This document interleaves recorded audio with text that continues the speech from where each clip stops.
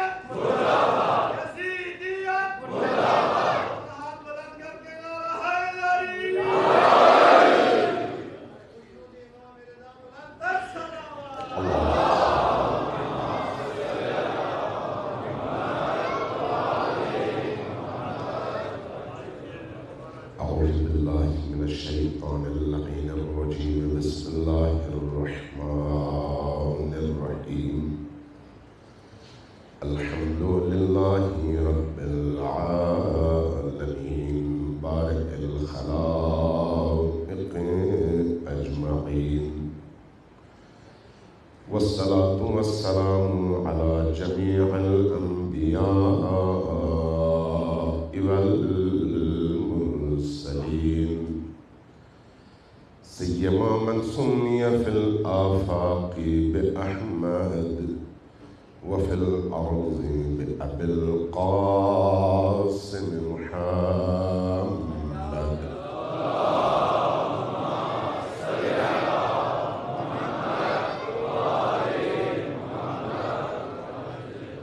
والصلاة والسلام على أولاده الطيبين الطاهرين المعصومين الميامين، واللعنة الدائمة على أعدائهم أجمعين من يوم عداوتهم إلى قيام يوم الدين. أما بعد فقد قال الله تبارك وتعالى في كتابه المجيد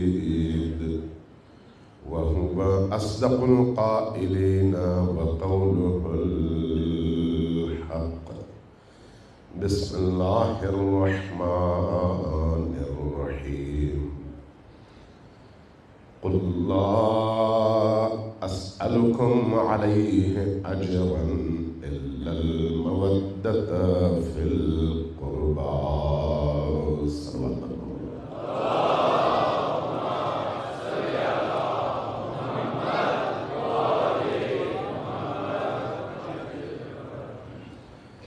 برادران گرامی اور عزاداران سید الشہداء، جو انسان فکری حوالے سے جس سطح پر ہوتا ہے وہ کائنات کو اسی سطح پر پہچاننے کی کوشش کرتا ہے. جو جتنا پست ہوگا اس کی معرفت بھی اتنی چھوٹی ہوگی، جو جتنا بلند ہوگا اس کی معرفت بھی اتنی ہی بلند ہوگی. جو کسی کنویں کے اندر سے دنیا کو پہچاننا چاہے گا اس کو ساری دنیا کا نقشہ ایک کنویں کے اندر نظر آئے گا. لیکن اگر ایک انسان آفاق اور افلاک کی وسعتوں میں کھو جائے اور ان بلندیوں تک پہنچ جائے تو اس کے بعد جب وہ اس عالم کو پہچاننا چاہے گا تو اس کی نگاہ اتنی ہی وسیع ہوگی جتنا وہ بلندیوں پر ہوگا.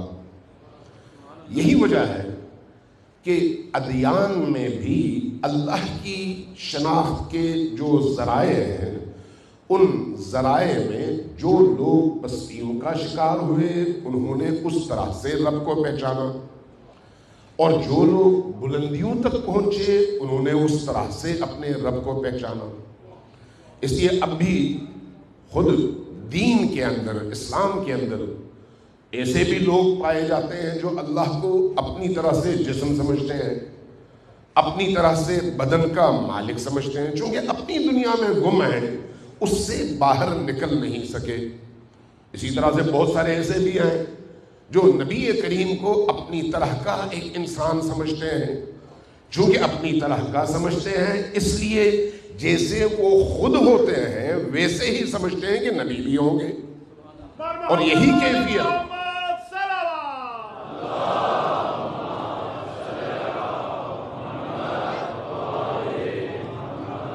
وعجل فرجا، اور اسی طرح سے جس طرح سے وہ اپنے آپ کو سمجھتے ہیں اسی طرح سے اہل البیت علیہم السلام کو بھی سمجھتے ہیں. لہذا جب وہ دین کی بات کریں گے تو اپنی اسی سوچ اور محدود فکر اور جس مقام پر وہ ہیں اس مقام سے دیکھ کر پہچاننے کی کوشش کریں گے. دین آیا ہے انسان کے دل کی تطہیر کے لیے بھی اور سوچوں اور افکار کی تطہیر کے لیے بھی. جب فکر کی تطہیر ہوتی ہے تو انسان اس طرح سے سوچتا ہے جس طرح سے خدا چاہتا ہے، انسان اس طرح سے دیکھتا ہے جس طرح سے اس کا رب چاہتا ہے کہ وہ دیکھے. اور اسی طرح سے جب دل کی تطہیر ہوتی ہے تو پھر کائنات کے اسرار اور رموز اس کے سامنے آشکار ہو جاتے ہیں اور اس کے سامنے سے پردے ہٹنا شروع ہو جاتے ہیں. لہذا اس بات کو ہمیشہ پیش نظر رکھیے گا کہ کون دین کو کس طرح سے بیان کر رہا ہے اور اس کی وجہ کیا ہے. جیسا وہ ہوگا ویسے دین کو پہچاننے کی اور بیان کرنے کی کوشش کرے گا. ہماری چونکہ گزشتہ جو گفتگو کا سلسلہ تھا وہ اہل البیت علیہم السلام کی شناخت کے حوالے سے تھا. اس شناخت میں ایک موضوع کربلا کا موضوع ہے، ایک موضوع حسین ابن علی علیہ السلام کے قیام کا موضوع ہے، ایک موضوع حسین ابن علی علیہ السلام کے مدینہ سے مکہ تک کا سفر اور پھر مکہ سے آگے عراق تک کے سفر کا موضوع ہے. لہذا آپ دیکھیں گے جو جس طرح کی سوچ کا حامل ہے وہ اس آئینے میں اس پورے واقعے کو دیکھتا ہے. اب ذرا غور کیجئے گا، امام حسین علیہ السلام جب مدینہ سے نکلتے ہیں تو کیا ان کے نکلنے کی وجہ ولید کا یا یزید ابن معاویہ کا طلب بیعت کرنا ہے یا پھر اس کے پیچھے کوئی اور اسرار اور رموز ہیں؟ سوچنے کی بات ہے اور سوچنے کا ایک مقام ہے، تحقیق کی بھی ضرورت ہے، سوچنے کی بھی ضرورت ہے. اور پھر حسین ابن علی کو اپنی طرح نہیں بلکہ حسین کے اپنے مقام پر رکھ کر سوچنے کی ضرورت ہے کہ جو ماحول تھا اس ماحول میں حسین ابن علی کا کردار کیا ہونا چاہیے تھا. صرف اپنی سطح پر بیٹھ کر جب ہم سوچیں گے تو پھر شاید ہم اس مقام تک، اس فکر تک، اس سوچ تک نہ پہنچ سکیں جو حقیقت کے مطابق ہے. لہذا یہ ایک سوچنے کا مقام ہے کہ کیا امام حسین علیہ السلام نے جب مدینہ سے سفر کا آغاز کیا تو کیا اس وقت اس طلب بیعت کی وجہ سے کیا یا کوفہ والوں کے خطوط کی وجہ سے کیا یا حکومت کے حصول کی جنگ کی وجہ سے کیا یا کوئی اور اس کے پیچھے اسرار اور رموز کار فرما ہے؟ کون بتائے گا؟ کون بتائے گا کہ اصل بات کیا ہے؟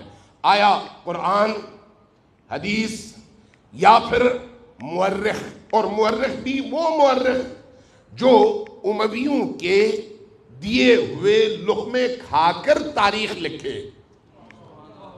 سوال ہے نا، کیا ہم قرآن سے پوچھیں، رسول اللہ سے پوچھیں، خود امام حسین علیہ السلام سے پوچھیں، یا پھر ان مورخین سے پوچھیں جنہوں نے لقمے کھا کر قلم اٹھایا ہے؟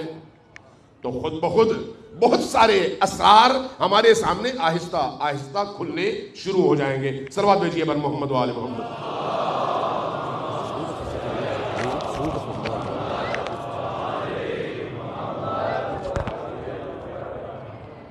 ایک دفعہ پھر صلوات بھیجیے بر محمد و آل محمد.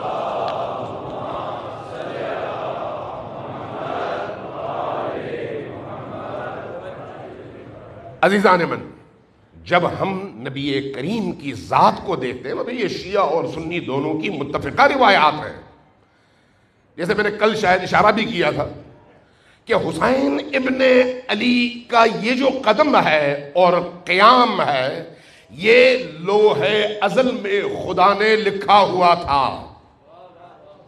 لوح ازل میں خدا کا لکھا ہوا اس کا ارادہ تھا، اس لیے کہ دین کو بقا ایک ایسی قربانی کے بغیر ملنی ممکن نہیں تھی.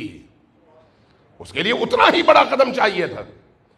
حسین ابن علی اور ان کے جد نبی کریم صلی اللہ علیہ وآلہ وسلم اور امیر المؤمنین علی ابن ابی طالب اور حضرت زہرا سلام اللہ علیہا پنجتن آل ابا اصحاب کسا، جن کی عظمت، جن کی بلندی، جن کا تقدس، جن کا احترام تمام عالم انسانیت کا بالعموم اور مسلمانوں کا بالخصوص مشترکہ سرمایہ ہے، اگر ہم ان کو قرآن اور حدیث کی روشنی میں پہچاننا نہ چاہیں تو پھر ہم گمراہی کا شکار ہو سکتے ہیں. لہذا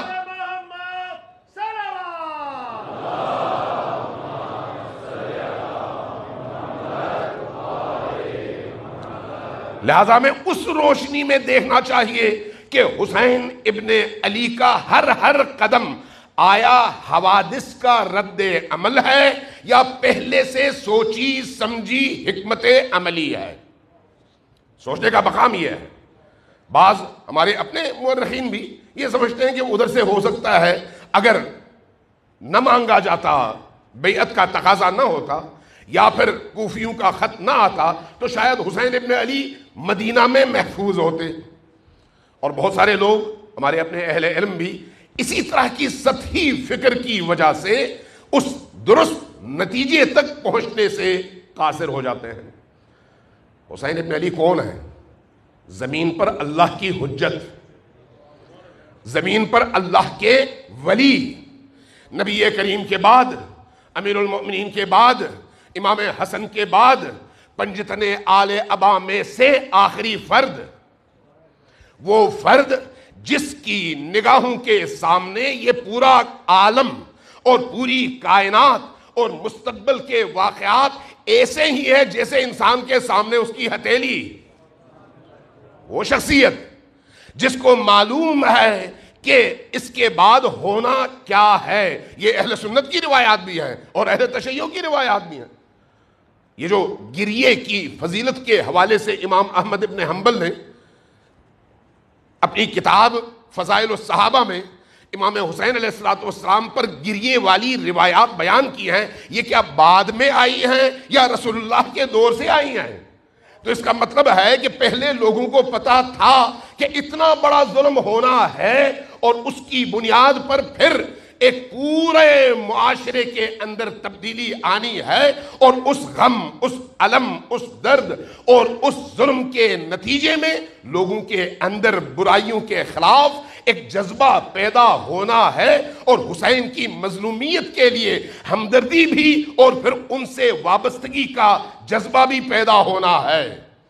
لہٰذا جب ہم اس گریے کی روایات دیکھتے ہیں، جب ہم حضرت ام سلمہ کے حوالے سے وہ شیشی کی روایات دیکھتے ہیں کہ ان کو شیشی دی گئی اور اس میں مٹی تھی، اور مٹی عصر عاشور جب حسین ابن علی شہید ہوئے تو مٹی سرخ ہو گئی اور خون میں تبدیل ہوئی، یہ حسین ابن علی کی شہادت کے بعد نہیں بلکہ اس سے پہلے کے وہ اقدامات ہیں جو پہلے نبی نے کیے، بعد میں خود علی مرتضیٰ نے انجام دیے، اور اس کے بعد امام حسن علیہ السلام نے بھی اس کے بارے میں خبریں سنائیں۔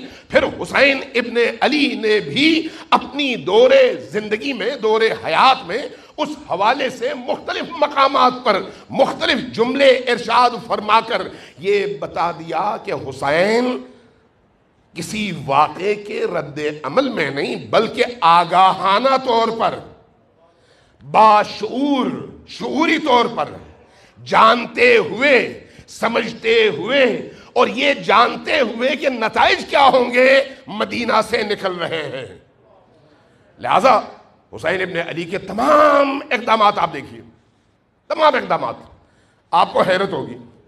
ہم عام طور پر شروع کرتے ہیں 27 رجب سے، کہ 27 رجب سے پہلے 25 رجب کو جب امام حسین علیہ السلام سے طلب بیعت کی گئی تو آپ نے مدینہ چھوڑا اور مکہ کی راہ لی، جبکہ واقعہ یہ نہیں ہے، ایسا نہیں ہے۔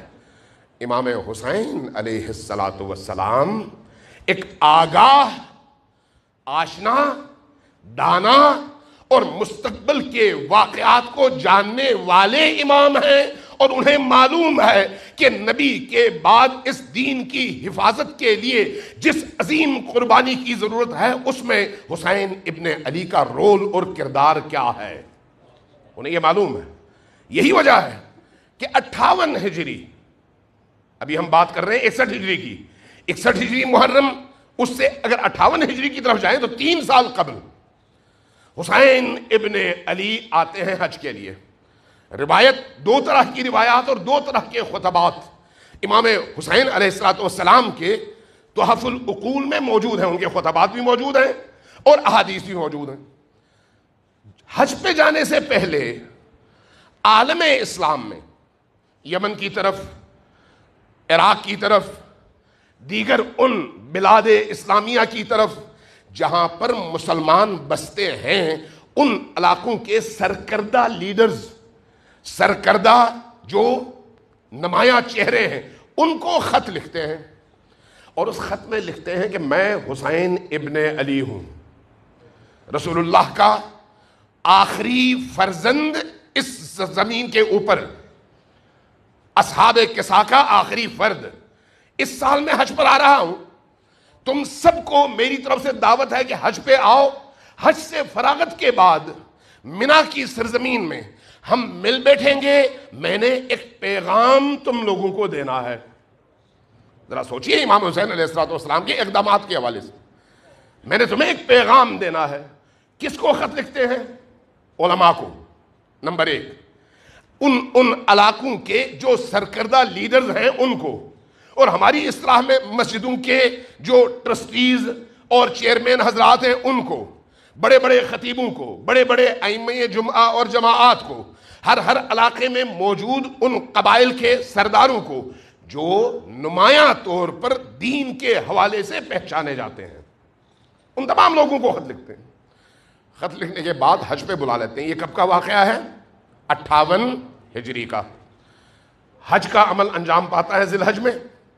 حج میں منا میں شیطانوں کو پتھر مارنے کے بعد جب منا میں جمع ہوتے ہیں، منا شیاطین کو پتھر مارنے کے بعد جب انسان احرام سے نکلتا ہے نا، تو جن لوگوں نے حج کیا ہے ان کو معلوم ہے کہ پیچھے کی تمام مشقتوں کے بعد جب شیاطین کو پتھر مار کر طواف کر کے آدمی واپس منا میں آتا ہے تو ایک طرف سے تو وہ انتہائی تھکا ہوا ہوتا ہے، لیکن دوسری طرف اس پورے پروسیس سے گزرنے کی وجہ سے اس کے دل کی تطہیر ہو چکی ہوتی ہے، دنیا سے وابستگی کم ہو چکی ہوتی ہے، دل پر رقت طاری ہوتی ہے، حق کی بات سننے کے لیے انسان آمادہ ہوتا ہے، اور انسان کی آنکھیں گریاں ہوتی ہیں، انسان کا دل خدا کی طرف متوجہ ہوتا ہے۔ گویا منا میں ان آخری ایام میں اس حج کے پورے پروسیس کے نتیجے میں انسان باطنی طور پر پاک اور شفاف ہو کر تیار ہو چکا ہوتا ہے۔ حسین ابن علی نے اس موقع کا انتخاب کیا ہے جب یہ سارے لوگ اس پورے پروسیس سے گزر کر جب آئیں تو اس وقت میں ان سے بات کروں، اور وہیں پر منا میں ایک بڑا خیمہ سجتا ہے، اور تاریخ بھی بتاتی ہے اور احادیث بھی بتاتی ہیں کہ 1000 سے زیادہ سرکردہ لیڈرز تھے، 1000 سے زیادہ۔ یہ کون سے لیڈرز ہیں؟ جن کی طرف لوگ دیکھتے ہیں، جن سے لوگ لیتے ہیں، جن کی بات کو وہ اسلام کی بات اور دین کی بات سمجھتے ہیں۔ جب وہاں پر اس اجتماع میں، اس بڑے خیمے میں حسین ابن علی کھڑے ہوئے اور باقی لوگ بیٹھے، تو امام حسین علیہ السلام نے ان سے پوچھنا شروع کیا کہ مجھے جانتے ہو میں کون ہوں؟ جانتے ہو میں کون؟ سب نے کہا ہاں یا ابن رسول اللہ، ہم آپ کو جانتے ہیں۔ میں کون ہوں؟ کہا آپ حسین ابن علی ہیں۔ کہا پھر ٹھہرو، پہلے میں خود اپنا تعارف کروا دوں۔ اپنے تعارف میں تقریباً 28 بڑی ان فضیلتوں کا حسین ابن علی تذکرہ کرتے ہیں جو تمام اہل سنت اور شیعہ کتابوں میں علی اور آل علی کے حوالے سے موجود ہیں۔ 28 فضیلتیں تقریباً، ان میں دعوت ذوالعشیرہ سے شروع ہوتا ہے، قرآن کے نزول سے شروع ہوتا ہے، وہ آیات جو علی اور آل علی کی شان میں نازل ہوئی ہیں ان آیات کا تذکرہ کرتے ہیں، مباہلے کا تذکرہ کرتے ہیں، آیے تطہیر کا تذکرہ کرتے ہیں، سورہ حل عطا کا تذکرہ کرتے ہیں، ان تمام آیات، ان تمام واقعات کا تذکرہ کرتے ہیں جہاں جہاں قرآن کی آیت اتری اس گھرانے کی فضیلتوں کے بیان کے لیے، تاکہ کوئی غفلت میں نہ رہے۔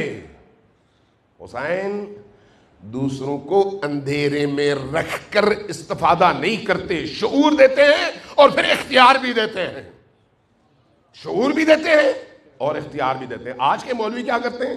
لوگوں کو بیوقوف بناتے ہیں۔ آج ماحول اس طرح کا ہے کہ دین سے بے خبر رہو، جو میں کہتا ہوں اس کو مان لو، لیکن دین نے یہ نہیں کہا۔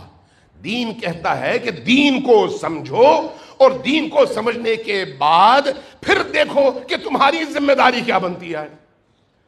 حسین ابن علی وہ سارے واقعات، وہ ساری فضیلتیں، کیونکہ اس پر اگر بات کی جائے تو ظاہر ہے ایک اشرہ بھی کم ہے، وہ ساری چیزیں بیان کرتے ہیں۔ 28 بڑے اہم نکات ایک ایک کر کے، ہر نقطے کے بعد سامعین اور حاضرین اونچی آواز سے کہتے ہیں یا ابن رسول اللہ، ہم گواہی دیتے ہیں کہ ہاں ایسا ہوا تھا اور یہ آیات آپ کی شان میں نازل ہوئی ہیں۔ یہ گواہی لینے کے بعد اس کے بعد پوچھتے ہیں اب پہچان گئے ہو کہ میں کون ہوں؟ ہاں، میں حسین ابن علی، حسین ابن فاطمہ، حسین ابن محمد الرسول اللہ ہوں۔ یہ بات ہو گئی۔ اس کے بعد پوچھتے ہیں تم کون ہو؟ تم کون ہو؟ بہت بڑا سوال۔ تم کون ہو کا جواب کیا ہے؟ میں فلان ابن فلان نہیں۔ فرماتے ہیں آج تمہیں جو عزت ملی ہے وہ عزت کس لیے ملی ہے؟ اس لیے کہ تم میرے جد کے امتی ہو۔ آج جو تمہیں معاشرے کے اندر احترام کی نگاہ سے دیکھا جاتا ہے اس کی وجہ کیا ہے؟ کہ تم میرے جد کے دین سے منسوب ہو۔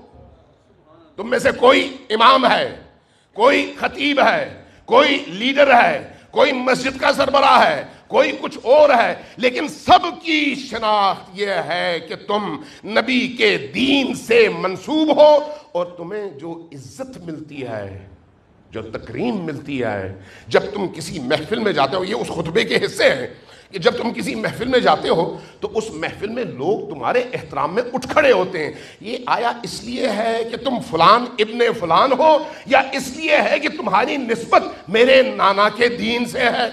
محمد والے محمد صلوات.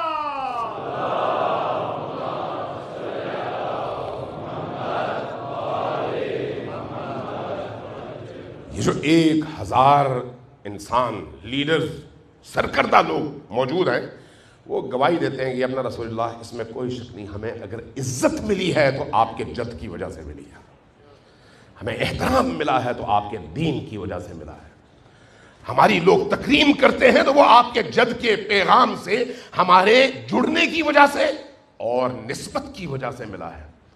جب یہ اعتراف کرتے ہیں نا، امام حسین علیہ السلام کا قدم دیکھیں کتنا عظیم انداز ہے، منطقی انداز ہے، دلوں میں اثر کرنے والا انداز ہے. فرماتے ہیں کہ اچھا اگر یہ سب کچھ میرے نانا کے دین کی وجہ سے ہے تو ایسا کیوں ہے کہ جب تمہارے باپ دادا کے حوالے سے کوئی بات ہو اور ان کی کردار کشی ہو تو تم بھڑک اٹھتے ہو اور فوراً معاشرے میں کھڑے ہو جاتے ہو کہ ہماری بے عزتی ہو گئی اور ہم اس کا انتقام لیں گے. میرے نانا کے دین کو تباہ کر دیا گیا ہے اور کسی کے لب ہلتے نہیں ہیں، وجہ کیا ہے؟ کتنا بڑا سوال ہے کہ میرے نانا کے دین میں لوگ داخل ہوئے، ہدایت کے رستے پر گامزن ہوئے، لیکن معاشرہ اب اتنی ابتری کا شکار ہو گیا ہے کہ مختلف مقامات پر شراب پینے والے نماز پڑھاتے ہیں، مسجدوں میں ایسے لوگوں کا قبضہ ہے، اقتدار میں ایسے لوگ آ چکے ہیں. کیوں خاموش ہو؟ اپنے آبا اور اجداد کی کسی بھی ویلیو پر اگر حملہ ہو تو ایک لمحے کے لیے تم خاموشی برداشت نہیں کرتے. جب تمہیں دین نے یہ عزت اور توقیر دی ہے تو یہاں پر آ کر تم خاموش کیوں ہو؟ اور اس کے بعد پھر قرآن کی ان آیات کی تلاوت شروع کر دیتے ہیں جو بنی اسرائیل کے حوالے سے ہے کہ بنی اسرائیل نے بھی جب اپنی عزتوں کے لیے اٹھنا اور اپنے نبی اور اللہ کی عزت کے مقابلے میں خاموشی برداشت کی اور حملے کے مقابلے میں خاموش رہے تو اللہ نے ان پر جو عذاب نازل کیا وہ کیا ہے. ایک پوری تفصیل ہے اور پوری تفصیل سے ان تمام آیات کا تذکرہ کیا اور اس کے بعد فرمایا کہ اب آمادہ ہو میرا پیغام سنو. سب نے کہا یا اپنا رسول اللہ آپ حکم فرمائیے. فرمایا کہ میں آمادہ ہو رہا ہوں. تم اب حج کے بعد جاؤ گے تو عام طور پر اس زمانے میں ہوتا تھا، اب بھی دیہاتوں میں ایسا ہی ہوتا ہے، چھوٹے چھوٹے علاقوں میں ایسا ہی ہوتا ہے. جب حج سے کوئی بندہ آتا ہے تو پورا علاقہ مبارکباد دینے کے لیے پہنچ جاتا ہے، اس سے حال حوال پوچھتے ہیں، مکہ کے بارے میں، مدینہ کے بارے میں، حج کے سفر کے بارے میں، معنویت کے بارے میں. اس لیے فرمایا کہ جب تم اپنے علاقوں میں جاؤ گے تو لوگ تمہارے پاس آئیں گے. جب لوگ تمہارے پاس آئیں گے تو ان کو یہ بتانا کہ فرزند رسول حسین ابن علی کا پیغام کیا ہے. اس کا کیا مطلب ہے؟ حسین آگہی کے ساتھ، شعور کے ساتھ جان کر قدم اٹھا رہے ہیں. اور بعض لوگ مظلومیت بیان کرنے کے لیے جھوٹ کا سہارا لیتے ہیں کہ امام حسین نے یہ بھی کہا کہ مجھے یمن جانے دو، مجھے ہندوستان جانے دو، مجھے فلان جگہ جانے. امام حسین کو اپنی جان پیاری تھی. جس کو دین کے مقابلے میں اپنی جان پیاری ہو وہ حسین ہو ہی نہیں سکتا. حسین ہے وہ شخص اور شخصیت جو اپنا پورا کنبہ مٹا کر دین کے لیے سجدے شکر بجا لائے اور کہے خدایا اس نعمت پر تیرا شکر کہ میں نے تیرے دین کو بچایا ہے. یہ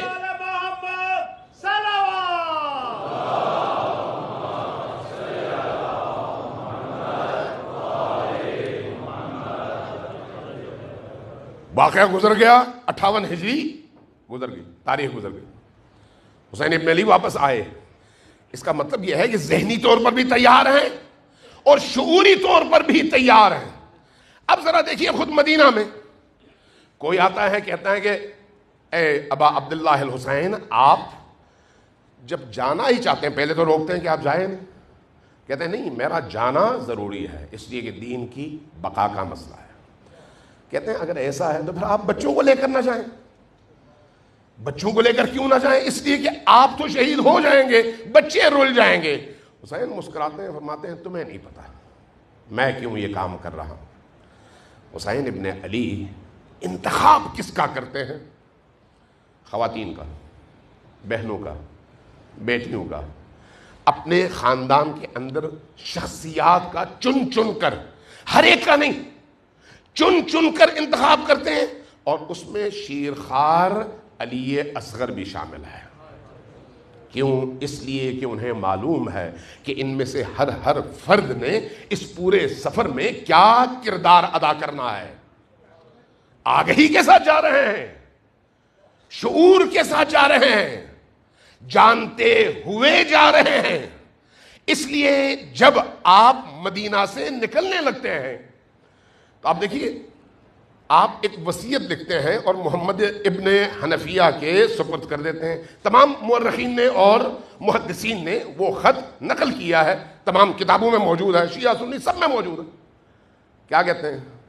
سب سے پہلے اس خط میں جو آغاز ہوتا ہے بسم اللہ الرحمن الرحیم، میں حسین ابن علی ہوں اور گواہی دے رہا ہوں کہ اللہ وحدہ لا شریک ہے. اس گواہی کی ضرورت کیوں پڑی؟ یہ تو رسول کے بیٹے تھے. رسول کے بیٹے کو اس گواہی کی ضرورت ہے کہ میں وصیت کرتے ہوئے گواہی دوں کہ لوگوں مجھے پہچانو، میں اللہ کو وحدہ لا شریک سمجھتا ہوں. ہاں ضرورت ہے. کیوں؟ اس لیے کہ حسین کو معلوم ہے کہ جو لوگ بعد میں اس کو دو شہزادوں کی جنگ قرار دیں گے وہ کہیں گے حسین تو نماز بھی نہیں پڑھتے تھے. جس طرح سے علی ابن ابی طالب کے حوالے سے ہوا، جس طرح سے اہل البیت کو معاشرے سے کاٹنے کے لیے بادشاہوں نے انجام دیا. اس لیے معلوم تھا کہ بعد میں کس طرح کے واقعات ہونے ہیں اور کس طرح کی کوششیں ہوں گی. لہذا ان کوششوں کا سد باب پہلے دن سے کیا ہے. اس لیے جب آغاز فرمایا وصیت کا تو اس وصیت کے آغاز ہی میں سب سے پہلی گواہی میں وحدہ لا شریک کی گواہی دیتا ہوں کہ اللہ ایک ہے. پھر اس کے بعد محمد الرسول اللہ، اللہ کے رسول ہیں، گواہی. اور اس کے بعد تیسری چیز فرمایا میں حسین ابن علی کیوں نکلنا چاہتا ہوں. میں مورخ سے پوچھوں یا حسین ابن علی سے؟ میں کسی مولوی سے پوچھوں یا فرزند زہرا سلام اللہ علیہا سے؟ امام حسین علیہ السلام خود اپنا ہدف بیان کرتے ہیں. کیا بیان کرتے ہیں؟ انی لم اخرج اشرا ولا بطرا ولا مفسدا ولا ظالما. میں نکل رہا ہوں مدینہ سے لیکن عیاشی کے لیے نہیں، سیر و تفریح کے لیے نہیں، ظلم کے لیے نہیں، فساد کے لیے نہیں، معاشرے کے امن کو تباہ کرنے کے لیے نہیں. چونکہ یہ وہ سارے الزامات ہیں جو بعد میں لگائے بھی گئے. حسین پہلے اس کا سدباب کرتے ہیں. جہاں انتخاب میں سدباب، وہیں پر اپنے اہداف کے بیان میں بھی پہلے سدباب کہ میں کیوں نکل رہا ہوں. یہ ساری باتیں بیان کرتے ہیں. میں اس لیے نہیں نکل رہا کہ یہ کام کروں، بل خرجت لطلب الاصلاح فی امت جدی. میرے جد محمد الرسول اللہ کی امت میں جو بگاڑ، جو فساد پیدا ہو چکا ہے، لوگ مسجد کو تفریح گاہ بنائے ہوئے ہیں، نماز پڑھتے ہیں اور بدکاری بھی کرتے ہیں، روزہ رکھتے ہیں اور حق کو باطل سے ملاتے بھی ہیں، ظلم کو دیکھتے ہیں خاموش بھی رہتے ہیں، تمام عبادی اعمال انجام پا رہے ہیں، لیکن اللہ کے دین کی روح کو ہر روز پامال کیا جا رہا ہے. یہ معاشرے کا ایسا فساد ہے کہ اس فساد کے مقابلے میں خاموش رہنا کسی بھی مسلمان کا شیوا نہیں ہو سکتا. انی لم اخرج اشرا ولا بطرا ولا مفسدا ولا ظالما بل خرجت لطلب الاصلاح فی امت جدی. میرے جد کی امت میں جو فساد برپا ہو چکا ہے، جس کی وجہ سے پورا معاشرہ معنوی حوالے سے تباہ ہو چکا ہے، اس معاشرے کی اصلاح کرنے کے لیے میں نکل رہا ہوں. جتنی بڑی بیماری ہوگی آپریشن بھی اتنا بڑا ہوگا، جتنی بڑی مصیبت ہوگی سد باب کے لیے اقدام بھی اتنا ہی بڑا ہوگا۔ جب پورا معاشرہ فاسد ہو چکا ہو تو اس فاسد معاشرے میں موجود لوگوں کے مردہ ضمیروں کو جگانے کے لیے ضرورت ہے ایک ایسے آپریشن کی جس کے نتیجے میں علی اصغر جیسے معصوم کا گلا بھی کٹے تاکہ لوگوں کا ضمیر بیدار ہو۔ ضرورت اس چیز کی ہے۔ زینب کبریٰ کا پردہ اور چادر چھنے لیکن ضمیر بیدار ہوں کہ یہ کون تھے، یہ خوارج تھے یا پھر آل رسول تھے۔ چونکہ اگر ایسا نہ ہوتا تو کبھی بھی اصل دین اور نقل دین کے درمیان حد فاصل کھینچنا ممکن نہیں تھا۔ ذرا آج مجھے بتائیں نا، آج دنیا میں کوئی ہے جو حسین کو نعوذ باللہ باطل اور یزید کو حق کہے؟ کوئی ہے؟ نہیں ہے۔ کیوں؟ اس لیے کہ اس کے پیچھے قربانی اتنی بڑی ہے۔ اگر یہ قربانی نہ ہوتی تو باقی ہزاروں واقعات کی طرح سے حسین ابن علی پر بھی 1000 اعتراضات ہوتے اور یزید کی حمایت میں کتابوں کی کتابیں لکھی جاتی اور اوراق سیاہ کیے جاتے۔ اب بھی ہو رہی ہیں لیکن ان میں دم نہیں ہے، اب بھی ہو رہی ہیں لیکن لوگ اس کو قبول نہیں کرتے۔ کیوں؟ اس لیے کہ سامنے واقعہ اتنا بڑا ہے۔ اس اتنے بڑے اور عظیم واقعے کو بھی جھٹلانے کی پوری کوشش ہوتی ہے لیکن لوگوں کا ذہن نہیں مانتا، کہتے ہیں نہیں یہ تو ممکن نہیں ہے۔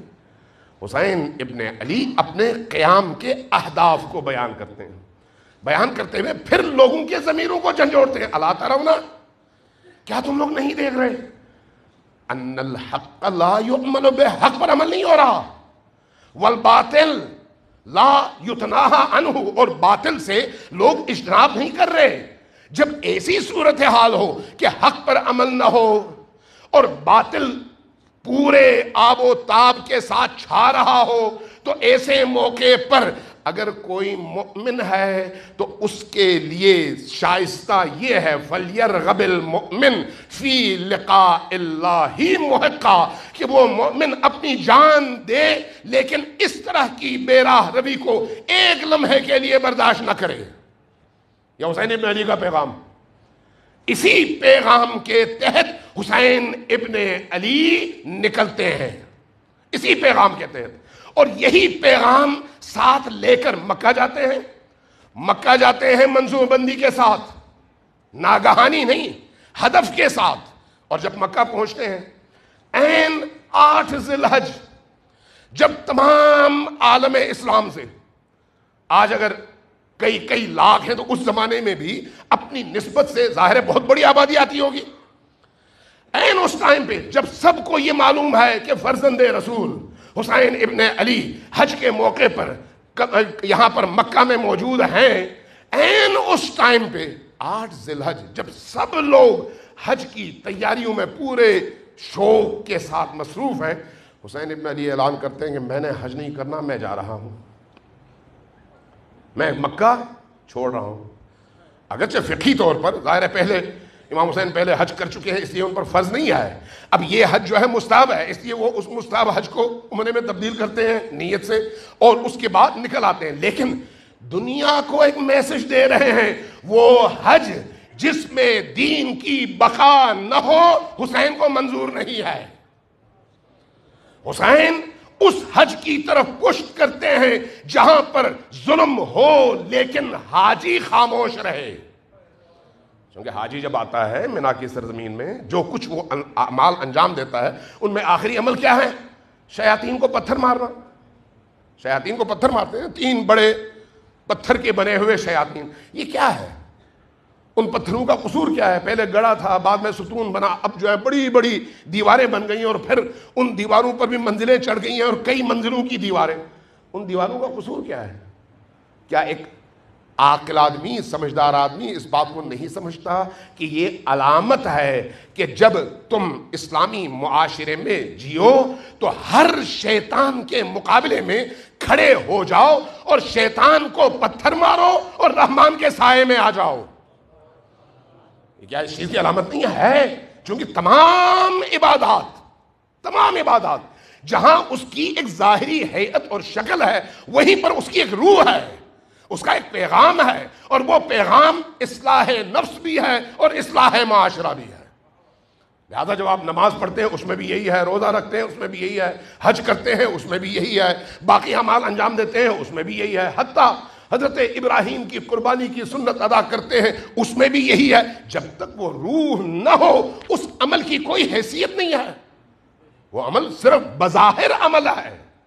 اس لیے کل میں نے روایت بھی پڑھی تھی آپ کے سامنے کہ ایک شخص اگر اس روح سے بے بہرہ لا تعلق ہو کر 8 کروڑ سال عبادت کرے، اس کی عبادت کی ایک ذرہ برابر قیمت اللہ کی بارگاہ میں نہیں ہے۔ صلوات بھیجیے بر محمد و آل محمد۔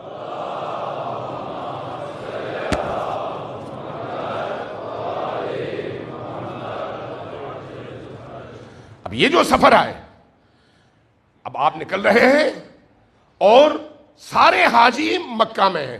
یہ خود سفر کیا ہے؟ یہ حج کے بعد 2 دن بعد نکلتے تو کیا قیامت آتی؟ سوال ہے یعنی 2 دن بعد نکلتے، کیوں نکلے 2 دن پہلے؟ تاکہ بتا سکیں کہ ان سب مسلمان حاجیوں اور احرام میں ملبوس مختلف علاقوں سے آئے ہوئے مسلمانوں کے ذہن میں ایک سوال پیدا ہو کہ بھئی فرزند رسول نے حج کو ترک کیوں کیا اور عراق کی طرف نکلے کیوں؟ بہت بڑا سوال۔ اب اگر آگے آپ دیکھیں کہ امام حسین علیہ السلام چلے، کچھ لوگ پھر اس طرح کے اعتراضات کرتے ہیں کہ کوفیوں نے وفا نہیں کی، کوفیوں نے وفا نہیں کی۔ پھر کیا ہوا؟ سازشیوں نے امام حسین علیہ السلام کو گھیرا اور ان سازشیوں کی وجہ سے امام حسین شہید ہو گئے۔ اور بعض لوگ تو انتہا کر دیتے ہیں کہ امام حسین کے قتل کا حکم تو یزید نے دیا ہی نہیں تھا، ثابت ہے ہی نہیں۔ کس چیز کی علامت ہے؟ بغض حسین کی، اور کوئی نہیں، بغض حسین۔ ورنہ آپ کے ایک شہر کے اندر بھی جب آپ کا کوئی تھانہ کوئی کام کرتا ہے نا، تو اس تھانے کی ذمہ داری اس شہر کے سب سے بڑے افسر کے کندھے پہ ہوتی ہے۔ اس کی اجازت کے بغیر ایک تھانے کا SHO بھی قدم نہیں ہلا سکتا۔ اور یہاں پر فرزند رسول اور رسول اللہ کا پورا گھرانہ، رسول اللہ کی بیٹیاں، رسول اللہ کے فرزند، رسول اللہ کے نواسے نواسیاں، اہل مدینہ۔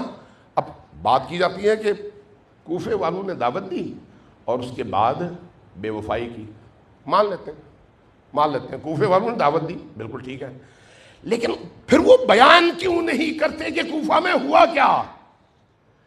کوفہ میں جب کوفہ والوں نے دعوت دی اور حسین چل پڑے تو اس صورتحال کو دیکھ کر یزید نے کوفہ کے گورنر کو تبدیل کر کے ابن زیاد کو جب اس کا گورنر بنا دیا تو اس نے آ کر جو ماحول بنایا، اس ماحول میں کوئی شخص گھر سے نکل ہی نہیں سکتا تھا۔ اور بڑے بڑے ہانی ابن عروہ جیسے لوگ، بڑے بڑے لوگ شہید ہو گئے، مسلم ابن عقیل جیسے لوگ شہید ہو گئے۔ لیکن جب ہم کربلا میں دیکھتے ہیں، کربلا میں دیکھیں، کربلا میں شہدائے کربلا کی لسٹ اگر آپ بنائیں تو اس لسٹ میں اکثریت پھر کوفہ کی ہے۔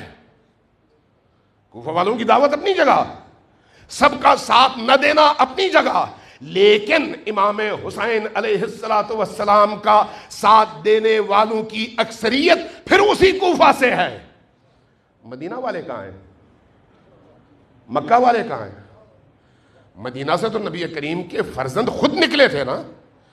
تو بعض علماء سے جب بات ہوتی ہے کہتے ہیں مدینہ والوں نے کہا تھا کہ بھئی آپ یہاں سے نہ جائیں، آپ محفوظ رہیں گے، اس لیے انہوں نے بات نہیں مانی تو جا کے کربلا میں شہید ہو گئے۔ ارے بھائی اگر مدینہ والے اس لیے روک رہے تھے تو چلیں ایک لمحے کے لیے ہم قبول کر لیتے ہیں، اگلے سال جو واقعات ہوئے اس میں کیا خود مدینہ والے محفوظ رہے؟ محفوظ رہے؟ مکہ والے محفوظ رہے؟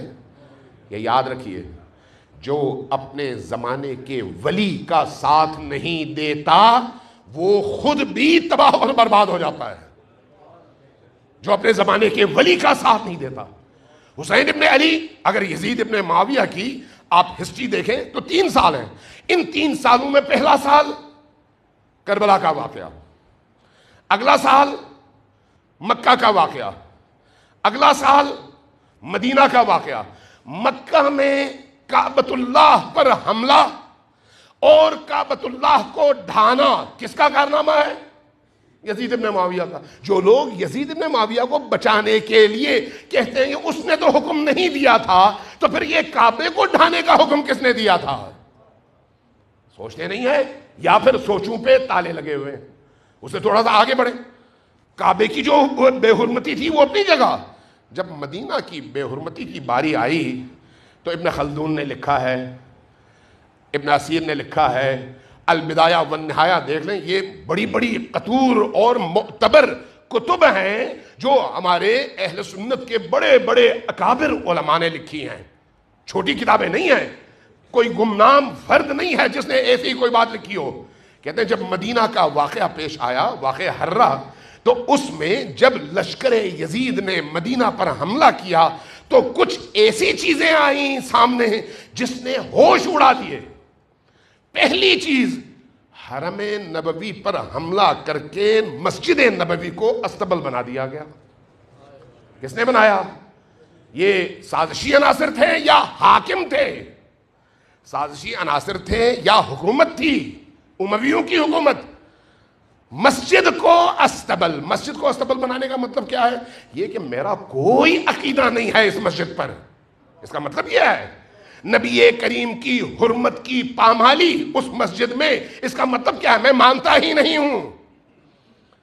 اس لیے تمام اکابر علماء نے لکھا کہ مسجد نبوی میں 3 دن تک گھوڑے باندھے گئے اور وہ گھوڑے اپنی غلاظت وہیں پر کرتے، اور مسجد میں نہ اذان ہوئی نہ نماز ہوئی۔ کہاں؟ مسجد نبوی، جس کو آج ہم سب ریاض الجنہ کہتے ہیں اور شوق سے جاتے ہیں، 2 رکعت نماز وہاں پر پڑھنے کی ہمیں فرصت ملے، نہیں ملتی۔ وہ متبرک ترین مقام، لیکن یزیدی لشکر کی نگاہ میں اس کی حیثیت کیا ہے؟ گھوڑوں کا استبل۔ دوسرا کام، 10,000 اہل مدینہ کا قتل عام۔ 10,000۔ ان 10,000 میں بعض لوگوں نے لکھا ہے سارے قاریان قرآن تھے، حافظان قرآن تھے، صحابہ کرام تھے اور تابعین تھے، بچے تبع تابعین تھے۔ ان لوگوں کا قتل عام کوئی معمولی بات ہے؟ تمام مورخین نے لکھا کوئی معمولی بات ہے نہیں۔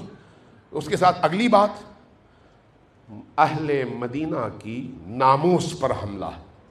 ناموس پر، اب میری زبان پہ نہیں آ سکتا کہ اگلے سال مورخین نے لکھا کہ کیا ہوا مدینہ میں۔ جو لوگ حسین ابن علی کا ساتھ نہ دے سکتے ہو نا، تو پھر ان کو اس طرح کے حالات کے لیے تیار ہونا چاہیے۔ یہ ہے کربلا کا پیغام۔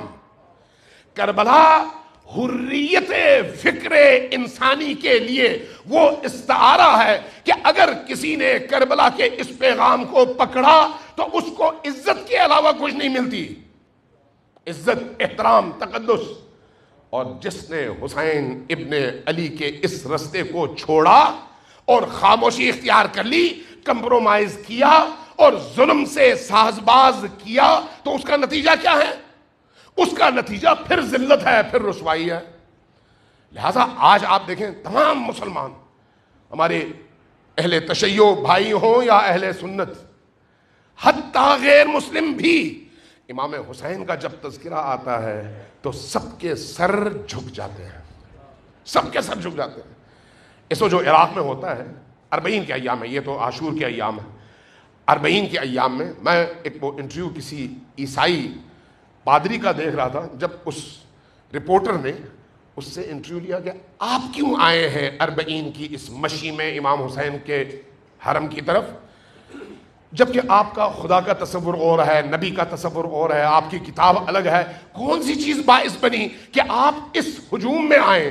کیا جواب دیا اس نے؟ بڑا خوبصورت کہا کہ ٹھیک ہے، ہمارے خدا کا تصور اور ہے، کتاب ہماری اور ہے، ہمارا نبی بھی اور ہے، لیکن انسانی ناطے سے ہم سب کا حسین ایک ہی ہے، حسین ایک ہی ہے۔ آج پوری عالم انسانیت کا حسین ایک ہی ہے۔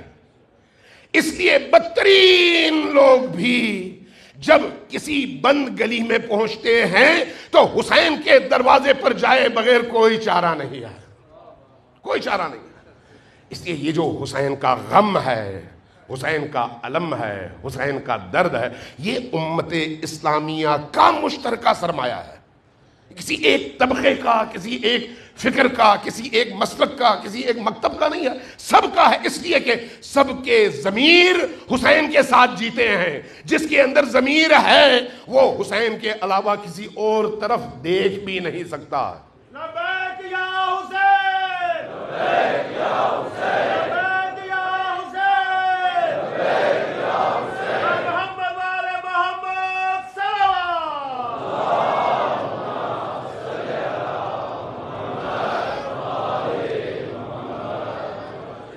حسین ابن علی کا انتخاب دیکھیں، حسین ابن علی کا انتخاب۔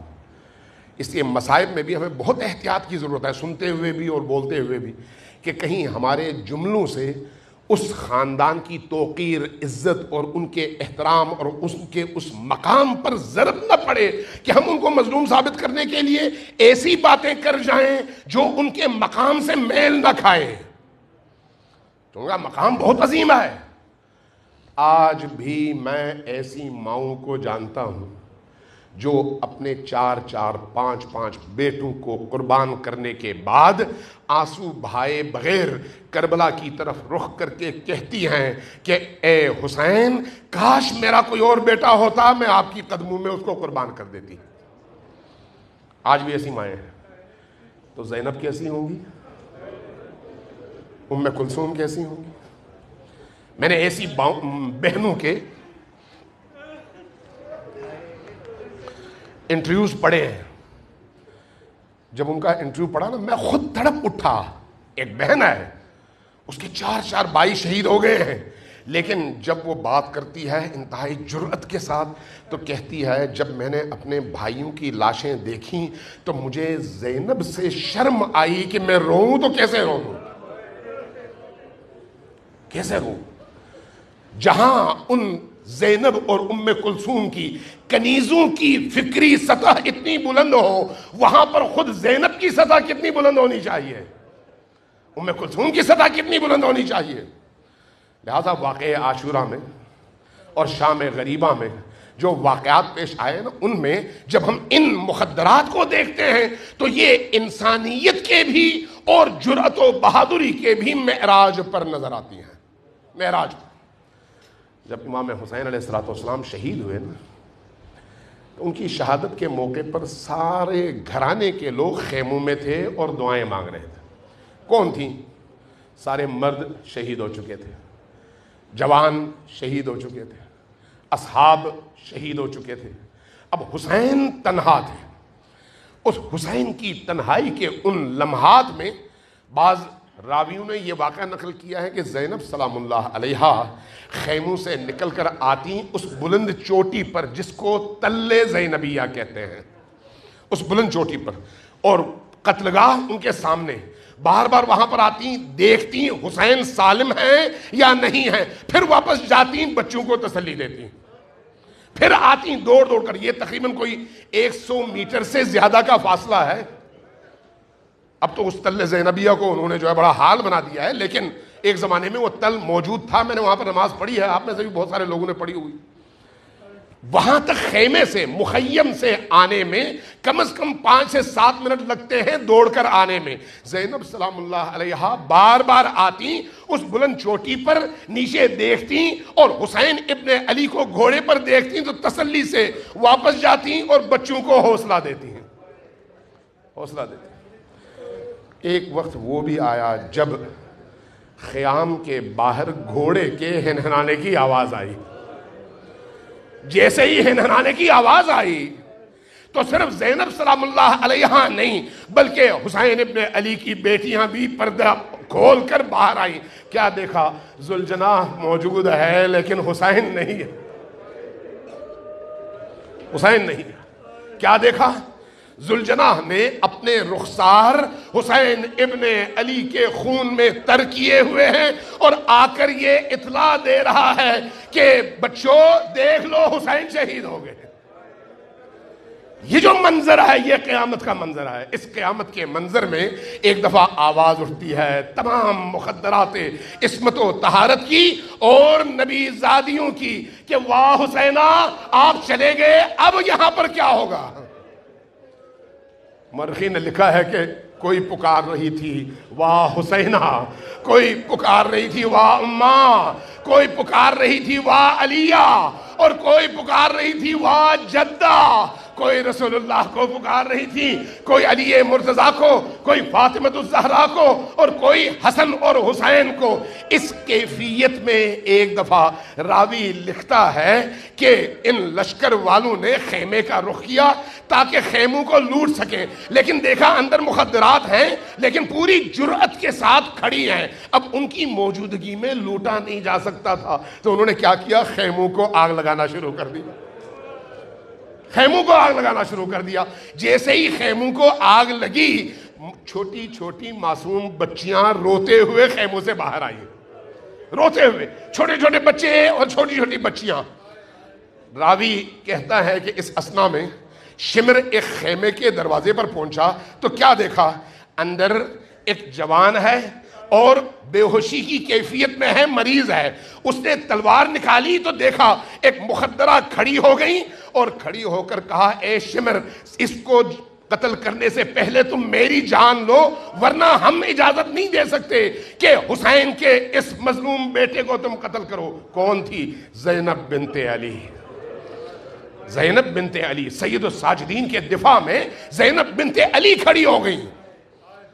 راوی کہتا ہے حمید ابن مسلم ہے، وہ کہتا ہے کہ میں نے کہا اللہ اکبر، تم ایک بیمار جوان کو بھی مارو گے؟ تو جواب ملا ہمیں یزید نے حکم دیا ہے کہ حسین کے تمام بچوں کو قتل کر کے ان کے سر لاؤ. اس عرصے میں ابن زیاد کی جگہ اس عرصے میں عمر ابن سعد آیا، اس نے پھر اس کو روکا. روکنے کے بعد کہا خیموں کو آگ لگا دو لیکن قتل نہ کرو. خیموں کو آگ لگائی گئی. اب حمید ابن مسلم جو اس نے دیکھا وہ نقل کرتا ہے، چونکہ یہ راوی ہے خود یزیدی فوج کا. کیا نقل کرتا ہے؟ کہتا ہے کہ میں نے دیکھا جب ان خیموں کو آگ لگائی گئی نا تو چھوٹے چھوٹے بچے ان خیموں سے نکلے، مخدرات نکلی، کسی کے پاؤں میں جوتا نہیں تھا، ننگے پاؤں نکلی. اب جب وہ نکلی تو پھر لشکر یزید نے ان کی چادریں چھیننی شروع کر دی. اس منظر کو دیکھ کر کہتا ہے میرا دل جل رہا تھا اور میں رو رہا تھا. اس اثنا میں میری نظر پڑی ایک خیمے پر. اس خیمے کے باہر ایک اونچے قد کی خاتون تھی جو کبھی آسمانوں کی طرف دیکھتی تھی، کبھی زمین کی طرف، کبھی خیمے کا پردہ اٹھا کر اندر دیکھتی تھی اور پھر ہاتھ ملتی تھی، لیکن جرأت و بہادری کے ساتھ کھڑی تھی. میں نے یہ منظر دیکھا، پوچھا یہ کون ہے؟ جواب ملا علی کی بیٹی زینب ہے. میں نے پوچھا بھاگ کیوں نہیں رہی؟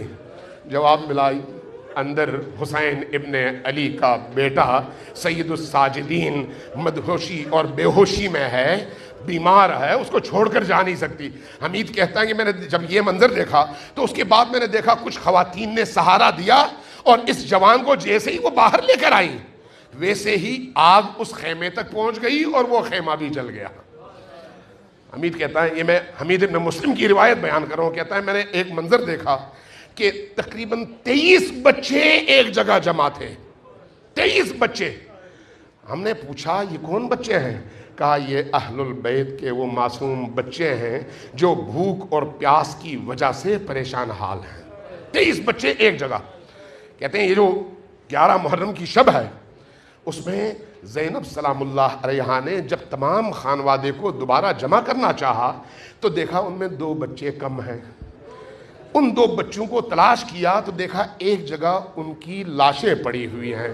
پیاس کی اتنی شدت تھی کہ بھاگ کر گئے یہ بچے، وہاں پر گرے اور وہیں پر جان اللہ کے سپرد کر دی اور شہید ہو گئے. حمید ہی کہتا ہے کہ میں نے ایک منظر ایسا بھی دیکھا. اس طرح کی ایک روایت امام صادق علیہ السلام سے بھی منقول ہے کہ ہم نے یہ دیکھا کہ حضرت زینب سلام اللہ علیہا ان بچوں کو تلاش کر رہی تھیں. اس اثنا میں دیکھا حسین کی ایک بیٹی نظر نہیں آ رہی. 2 واقعات، میں انہی 2 واقعات پر اپنی گفتگو ختم کرتا ہوں. حمید ایک واقعہ نقل کرتا ہے اور ایک واقعہ اہل البیت کی روایات میں موجود ہے. حمید کہتا ہے کہ میں نے جب یہ آگ لگی تو اس آگ کے دوران میں نے ایک بچی کو دیکھا، چھوٹی سی بچی تھی، اس کے دامن پر آگ لگی ہوئی تھی۔ جب میں نے اس کے دامن کو جلتے ہوئے دیکھا تو میں بھاگا کہ دامن کی آگ بجھا دوں۔ جب میں قریب گیا تو یہ بچی مجھے دیکھ کر ڈر گئی اور بھاگنے لگی۔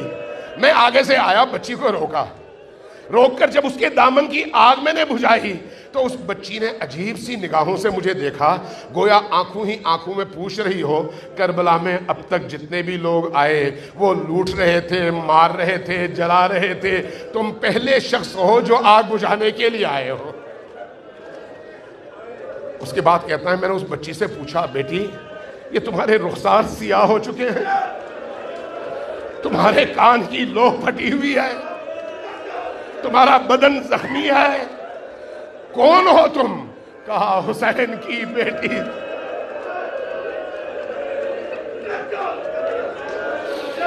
حسین کی بیٹی، حسین کے سینے پر سونے والی۔